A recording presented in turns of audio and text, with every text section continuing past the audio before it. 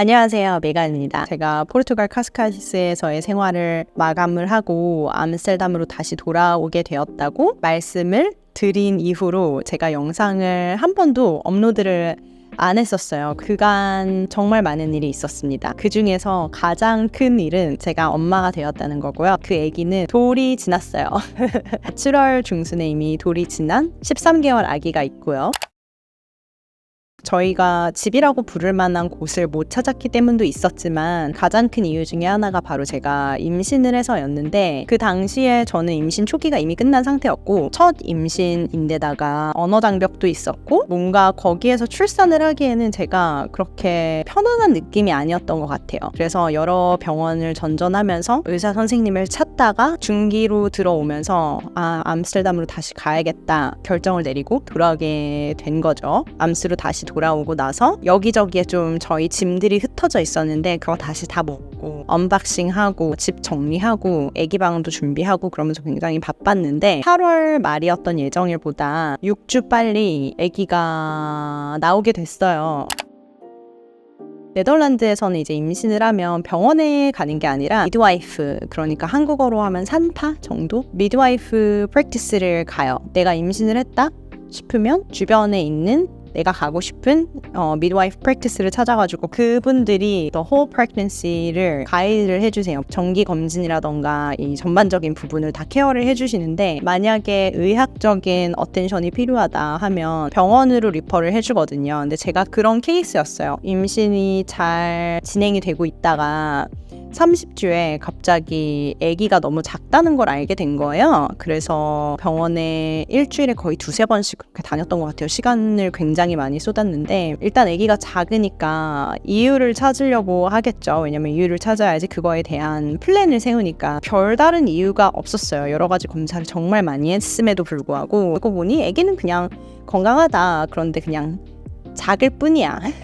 그 작은 이유는 나중에 낳고 나서 탯줄이 이렇게 꼬여 있는데 그 꼬임의 상태가 굉장히 심했어요. 하이퍼코일링이 돼 있다고 해야 되나요? 그래서 영양분과 뭐 산소 이런 거를 충분히 공급을 빨리빨리 받지 못했기 때문에 성장이 조금 더뎠던 거죠. 계속 검진을 받으러 다니다가 어느 날 정기 검진을 갔는데 갑자기 오늘 너 아기를 낳아야 된다 하셔가지고 긴급 제왕을 하게 됐죠. 7월 13일 13시 13분에 저희 딸 리사가 태어났습니다. 그 당시에는 충격이 굉장히 컸어요. 저는 일단 제왕을 할 거라고 생각을 전혀 안 하고 있었기 때문에 자연분만을 할 수 있다고 제 주치의 선생님이 얘기를 해주셨었어요. 상황이 이렇게 될 줄 모르셨던 거죠, 그 당시에는. 그래서 일단 저의 충격이 컸었고, 아기가 태어나고 나서 신생아 중환자실에서 인큐베이터 안에 한 일주일 정도 있었고 2주 정도는 조금 간소한 인큐베이터라고 해야 되나? 2주를 더 있고, 그래서 총 3주 동안 병원 생활을 하다가 나왔어요. 그리고 이제 집에 와서는 신생아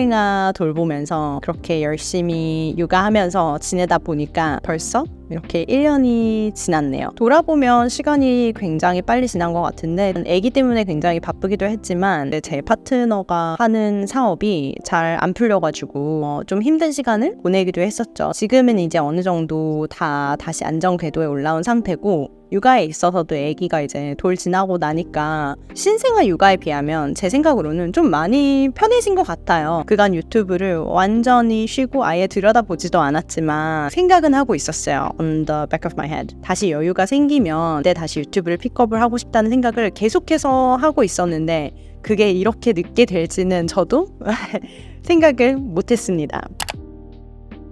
출산하고 나서 7월, 8월, 9월, 10월 한 3-4개월 정도 후부터 조금씩 일을 하기 시작했어요. 지금 저의 상황을 가장 쉽게 설명하려면 스테이 홈 맘이겠죠. 그리고 일주일에 한 이틀 정도 일을 하고 있는 것 같아요. 지금 하고 있는 일은 파트너의 사업 중에 하나를 돕고 있어요. 제 이전 영상에서도 몇 번 언급을 한 적이 있었을 텐데 스튜디오 셀레라고 베드룸 퍼니처 전문으로 하는 가구 브랜드예요. 이전에 CEO가 있었는데 그분이 먼저 나갔고 이후에 들어온 마케팅 엑스퍼트도 우여곡절 끝에 나갔고, 이 사업은 사실 제 파트너가 본업으로 하는 사업은 아니고 사이드킥으로 하는 사업이었기 때문에 그걸 맡아서 이끌어줄 사람을 찾기가 너무 힘들었어요. 저도 이제 어느 정도 좀 몸이 추슬러진 상태였고, 그래서 웹사이트 리뉴얼부터 시작을 하면서 제가 테이크 오버를 하게 되었죠. 쉽지 않았어요. 조금 무리해서 제가 조인을 한 감이 있었죠. 아무튼 지금은 이제 셀레 비즈니스에서 급한 불은 꺼진 상태고 지금 인베스터 펀딩을 받으려고 그쪽으로 좀 더 스페셜라이즈드 된 사람을 영입을 해가지고 월권하고 있어요. 그래서 저는 일단 일선에서 조금 물러난 상태고 마음의 여유가 그래도 조금 생겼습니다. 반면에 제가 이제 본업으로 하던 포토그래피 온라인 갤러리 사업은 아직 웹사이트는 그대로 있지만 아무 액티비티도 없는 상태예요. 그것도 저는 좀 리퍼포징을 해가지고 계속해서 하고 싶거든요. 그런데 일단 지금으로서는 더 욕심을 시간적으로 낼 수가 없는 상황입니다.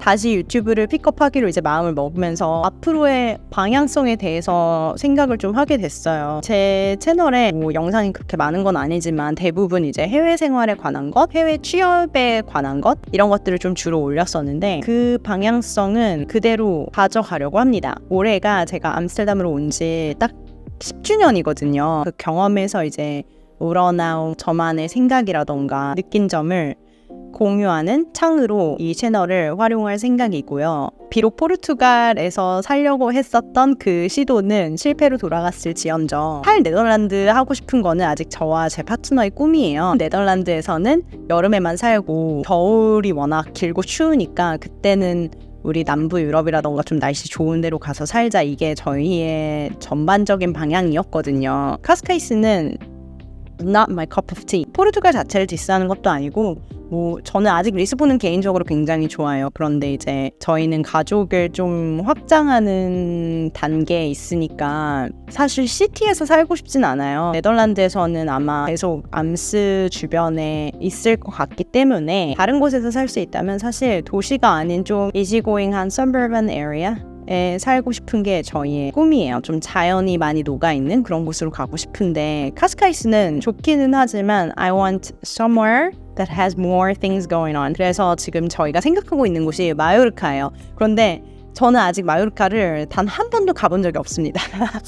일단 먼저 한번 가봐야 되는데 셀레 베드주 심지어 거기에 클라이언트가 있어요. 그래서 출장 겸 답사 겸 마요르카를 가족 여행으로 한번 가보려고 합니다. 그리고 나서 이제 천천히 생각을 해보려고 해요. 아무튼 얘기가 길어졌는데 저와 제 파트너가 꿈꾸는 그런 라이프 스타일이 있기 때문에 그 라이프 스타일을 pursue하는 그 과정을 공유하는 창으로 제 채널을 쓰고 싶고요. 마지막으로는 이제 당연히 저도 엄마가 됐으니까 그거에 대해서도 좀 공유를 해보려고 합니다.